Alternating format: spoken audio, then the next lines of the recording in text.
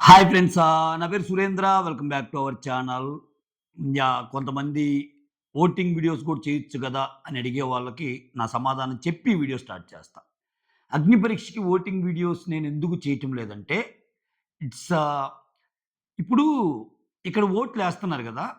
15 మంది. ఆల్రెడీ ఇద్దరెళ్ళిపోయారు. ఈ 13 మంది. ఈ 13 మందిలో కూడా టాప్ 6 ఆర్డర్ ఓటింగ్ పడినోళ్ళే లోపలికెళ్తారని లేదు.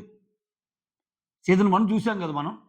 సో, ఒకవేళ ఆ లెక్కనొస్తే ముగ్గురినేమో ఓటింగ్ ప్రకారం ముగ్గురేమో జడ్జెస్ ఫేవరైట్స్‌ని పంపినప్పుడు, వాళ్ళు పంపాలనుకున్నప్పుడు ఓటింగ్‌లో ఎవడున్నా పంపిస్తారు గదా! సో, ఇక్కడ ఇక్కడ కొన్ని అంశాలను బేస్ చేసుకొని ఇప్పుడు అట్లా లెక్కేసుకుంటే ఈ సీజన్‌లో జడ్జెస్ పంపించే ముగ్గురు కంటెస్టెంట్స్ జడ్జెస్ ఫేవరైట్స్ ముగ్గురు లేడీస్ కావాలి. Simple logic.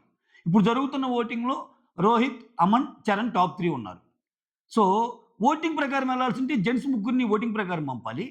ఎందుకంటే ఓటింగ్‌ని నువ్వు కన్సిడర్ చెయ్యాలంటే టాప్ ఓటింగ్‌లో ఉన్న ఆ ముగ్గురే గదా! సో, ఓటింగ్ కాకుండా వాళ్ళు పంపాలనుకునే వాళ్ళ ముగ్గురిని ఇంకా మిగిలిన లిస్ట్‌లో నుంచి పంపాలి. ఝాన్సీ ఆల్రెడీ ఎళ్లారు. ఒక ఏడుగురు దాకా పంపుతారు స్టార్టింగ్. సో, ఇక్కడ ఎంత ప్రతిరోజు చెప్పుకున్నా, నేనిప్పుడు ప్రతిరోజు చేసినా చివరికొచ్చేసరికి స్టాట్స్ మారతాయి. సో, అందువల్ల చెప్పటం లేదు అంతే. అదొక్కటే మెయిన్. ఓకే. బుర్రపాడు అప్డేట్స్ ఉన్నాయి. లీక్డ్ అప్డేట్స్ అనుకోండి, బుర్రపాడు అప్డేట్స్ అనుకోండి. అసలు మీరు ఎక్స్‌పెక్ట్ చేయనోళ్ళు ఒకరిద్దరు ఉండబోతున్నారు. అరే! ఈళ్ళు ఖచ్చితంగా ఉంటారనుకునేవాళ్ళు కొంతమంది ఉండటం లేదు. అసలు ఎవరుంటున్నారు ఏంటి? రేపు నుంచి సోషల్ మీడియాలో ఏమేం సర్క్యులేట్ అవుతాయి. ప్లస్ ఇంకొకటేందంటే దానికి కొంచెం నా అనాలిసిస్‌ని కూడా జోడించి చెప్పే ప్రయత్నం చేస్తా. సో, ఒక్కోసారి ఏందంటే వచ్చే లీక్డ్ అప్డేట్స్ అన్నీ కూడా కరెక్ట్‌గా ఉండాల్సిన పనిలే. ఓకే. బట్ హౌస్‌లోకెళ్ళబోయే ఏడుగురు ఎవరు అనేది మాట్లాడుకుందాం. దానికంటే ముందు వీడియోస్ నచ్చుతుంటే లైక్ చేయండి. అలానే కొత్త వాళ్ళు ఎవరైనా చూస్తుంటే ప్లీజ్ డూ సబ్‌స్క్రైబ్. రోహిత్ ఎలాగో ఉంటాడు. డౌటా ఏమన్నా? రోహిత్ ఎలాగుంటాడు? ప్రతిరోజు ఓటింగ్ అనాలిసిస్ చేసుకునే ఈ టాప్ 3లో అమన్, చరణ్‌లో అసలు ఒకరుండొచ్చు. ఒకరు అసలు ఇద్దరు లేకపోవచ్చు. లేకపోతే ఒకరుండొచ్చు. కొంచెం షాకింగ్‌గా ఉన్న ఇది నిజం. బట్ చరణ్ అయితే ఉండే అవకాశాలు తక్కువ. వస్తున్న లీక్డ్ అప్డేట్స్‌ని బట్టి. అమన్ ఖచ్చితంగా ఉంటాడు. బట్ అమన్ విషయంలో ఒకటి జరిగిద్ది. అమన్‌ని ఖచ్చితంగా తీసుకోరు అనేది కూడా రేపటి నుంచి రావచ్చు. నేను ముందే చెప్తున్నా. ఎందుకంటే అదొక లీక్డ్ అప్డేట్. బట్ ఆ లీక్డ్ అప్డేట్స్‌ని కూడా కొంచెం అనలిటికల్ అప్రోచ్‌లో చూస్తే సో, ఖచ్చితంగా అమన్‌ని తీసుకుంటారు. కాపోతే ఫస్ట్‌లో అమన్ ఉండడు అన్న టాక్ ఏదైతే వస్తుందో, కొంచెం అమన్ బాగానే ఆడుతున్నాడు గదా! ఎందుకు? స్టార్టింగ్‌లోనే ఇంత అన్యాయమా? ఆయన ఆడని గేమ్ ఏంది? ఇయన్నీ వస్తాయి. సో, అమన్ ఉండనట్టు గూడా రావచ్చు రేపు అప్డేట్. బట్ నాకు తెలిసి ఉంటాడు. ఓకే. సో, రోహిత్ ఉంటాడు. అమన్ ఉంటాడు. చరణ్ డౌట్. ఓకే. టాప్ 3లో వచ్చిన చరణ్ కూడా డౌట్. చూడండి ఇంక ఓటింగ్ ఎక్కడుంది? ఇంక ప్రతిరోజు ఓటింగ్ చెప్పి ఏంటి? మీరు లాస్ట్ టైమ్ చూసారు గదా! కొంతమందిని ఓటింగ్‌లోకి పంపినోళ్ళకి, ఓటింగ్ ద్వారా పంపినోళ్ళకి, కొంతమంది జడ్జెస్ ఫేవరెట్‌గా పంపినోళ్ళకి, ఇక్కడ ఓటింగ్ రిజల్ట్స్ డిఫరెంట్‌గా కనపడాయి. కళ్యాణ్ అంటే మనకి విపరీతంగా ఓటింగ్ ఉండేది. కానీ యాక్చువల్‌గా అందరూ ఓటింగ్ ద్వారా ఎళ్ళినోళ్ళు లిస్ట్‌లోనే ఉన్నారా? లేరుగా. సో, అట్లా ఉంటది. సో, ఇదంతా ఏందంటే షోని కొంచెం అప్ చేయడానికి అనిపిస్తుంది. 'బిగ్ బాస్' ఓటింగ్ వేరు, 'అగ్ని పరీక్ష' ఓటింగ్ వేరు. ఓకేనా? సో, ఖచ్చితంగా చాలా తేడా ఉంటది. ఇక్కడ బాయ్స్‌లో నేనొక వీడియోలో చెప్పా మీకు ఈ మాట. మీరు ఎంతమంది దాన్ని విన్నారో లేదో, అదే జరగబోతుంది ఈసారి.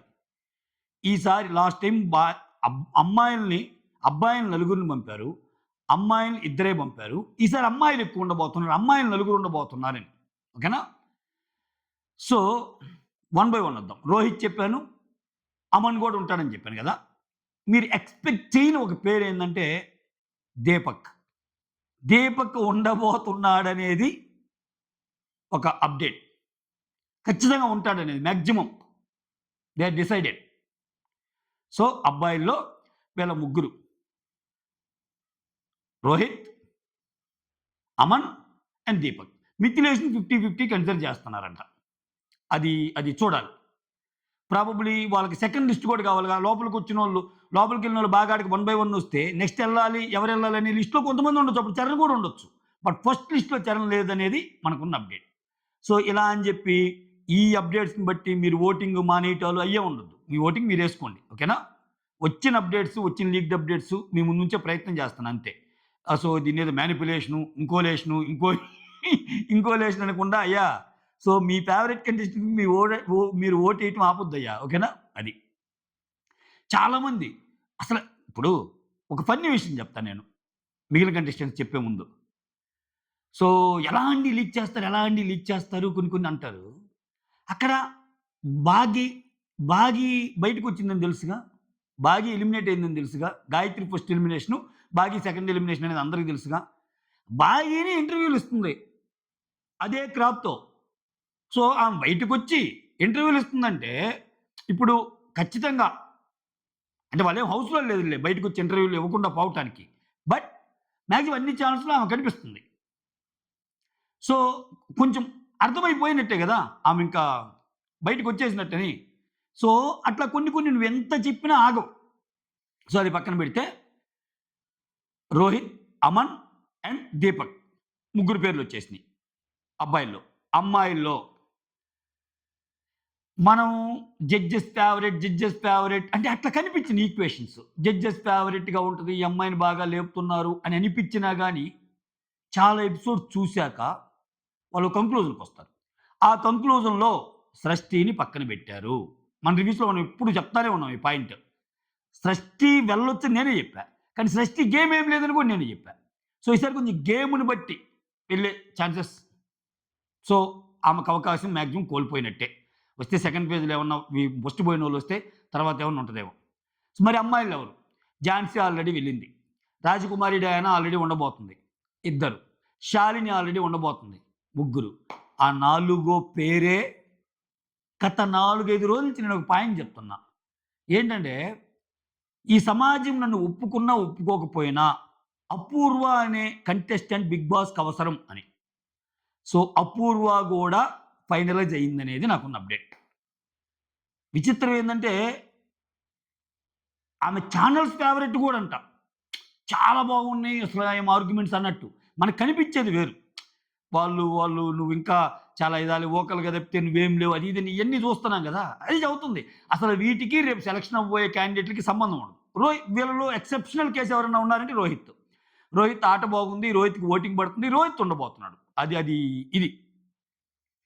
కాపోతే నాకు నాకు చెప్పినోళ్ళు గూడా అమన్ ఎందుకు ఉండడు అంటే గూడా ఆ అప్‌డేట్ అమన్ ఉండకపోవచ్చు అనేది ఎందుకంటే ఫస్ట్‌లోనే ఇలా ఏంటది అతను కళ్యాణ్ పడాలా రావటం, వాళ్ళిద్దరికి తెలిసినోళ్ళు ఉండటం, వాళ్ళ ఫోటోస్ ఆల్రెడీ ఉండటం, ఇట్లా ముందుగానే ఒక ఫేవరెట్‌గా దించడానికి ట్రై చేస్తున్నారేమో, అది మా మీద కొంచెం ఏదైనా ఎఫెక్ట్ అయిద్దేమో అని ఆలోచించి అమన్‌ని పక్కన పెడుతున్నారు అనేది అప్‌డేట్. బట్ ఆ అప్‌డేట్ వచ్చిన వెంటనే అతనికి ఇంకా సింపతి పెరిగిద్ది. సో, దాంట్లో భాగమే అనుకుంటున్నా ఈ ట్రిక్. అట్లా కొంతమంది అప్‌డేట్స్ ఇచ్చేవాళ్ళు కూడా ఇలా చేయొచ్చనేది పర్టిక్యులర్‌గా నా అనాలిసిస్. సో, అలా ఉంటే మళ్ళా అమన్ ఏం చేశార్రా? అమన్ బాగానే ఆడాడు కదరా! అమన్ ఏ గేమ్ ఆడలేదురా అన్నట్టు. ఖచ్చితంగా అమన్ ఉంటాడు. ఎందుకంటే అమన్ వల్ల బజ్ వేరే లెవెల్ వస్తది. అమన్ ఉండడానికి ఇంకా చాలా చాలా కారణాలుంటాయి. ఓకేనా? అవన్నీ లోపలికెళ్ళాక అయి తెలుస్తాయి. మనం వన్ బై వన్ చెప్పుకుందాం. ఓకే. సో, అపూర్వ ఉండబోతుంది. చూసారా? సో, చరణ్‌కి బాగా ఓటింగ్ పడుతుంది. దీపక్‌కి అసలు ఓటింగే లేదు. అంతే మరి. సో, ఓవరాల్‌గా అబ్బాయిల్లో రోహిత్, అమన్ అండ్ దీపక్. కొంచెం కష్టంగా ఉండుంటది మీకు దీపక్ పేరు. బట్ దీపక్‌ని మాక్సిమం తీసుకోవడానికి ట్రై చేస్తున్నారంట వాళ్ళు. ఓకేనా? అమ్మాయిల్లో ఝాన్సీ, రాజకుమారి డయానా, శాలిని అండ్ అపూర్వ. ఇది ఈ ఏడుగురు లిస్టు.